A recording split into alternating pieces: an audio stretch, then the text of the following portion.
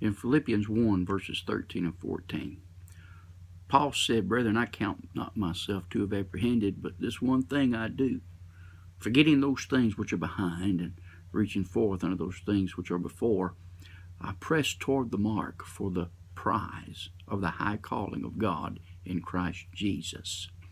Now, there are a lot of people that teach us that we are to forget things, and that's not what Paul's saying here. He's not telling us that we have the capacity to completely forget something, because God knows. God never commanded us to forget. And what Paul is saying here is he's not going to let what is in his past determine what he does now or in his future.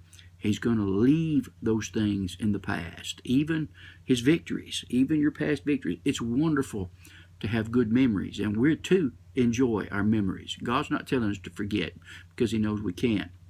If we were to forget, then we would lose our capacity to learn. And our memory is how we learn and maintain and keep our life going in a normal way. When you begin to forget things, that's really not normal. That is a sign of something being wrong with you when your memory starts to leave you. So we need to remember this about forgetfulness and forgetting. Paul said, forgetting those things which are behind.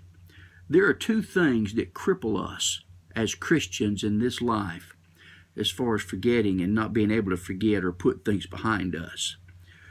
We find it hard to put it behind us when somebody does us wrong. Now, we are to be forgiving, and we're to put things behind us. I'll be honest with you. You cannot forgive somebody until they ask for it. You can be willing to forgive, and that's what you're supposed to do. You're to be willing to forgive. Forgiveness is a gift. You have to ask for forgiveness. Forgiving is an attitude. You have to be forgiving. So when forgiveness, being misunderstood so many times, I'm getting completely off track of where I wanted to go here, but forgiveness being so misunderstood sometimes, people think that, I forgave him before he ever asked me to. No, that's not right. Forgiveness is a gift, and someone has to receive forgiveness when being asked for it, because if forgiveness was something that you could just give somebody without being asked for it, then nobody would go to hell. We have to ask God to forgive us. God is a forgiving God, and he will forgive when we ask him to. Now, we need to remember that and keep that in mind. But Paul's telling us, forgetting those things which are behind. We need to put behind us those things that people have done wrong to us. We need to put behind us past mistakes. We need to put behind us past heartaches and not let them determine what our life will be today and hereafter.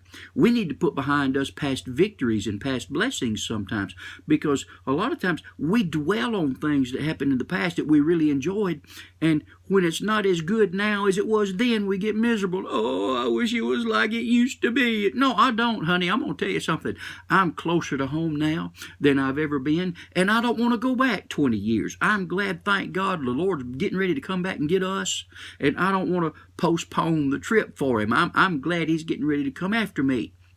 But Paul's saying, forgetting them things which are behind, he said, don't let the past control your today and tomorrow. He said, live for Jesus. He says, brethren, I count not myself to have apprehended, but this one thing I do, forgetting those things which are behind and reaching forth to those things which are before. I press toward the mark for the prize of the high calling of God in Christ Jesus. That means his focus is not back there. He's forgetting the things behind and reaching forth. That is a compound action he's speaking of. He's leaving that and still pressing forward. That's what we're to do. We're to press forward.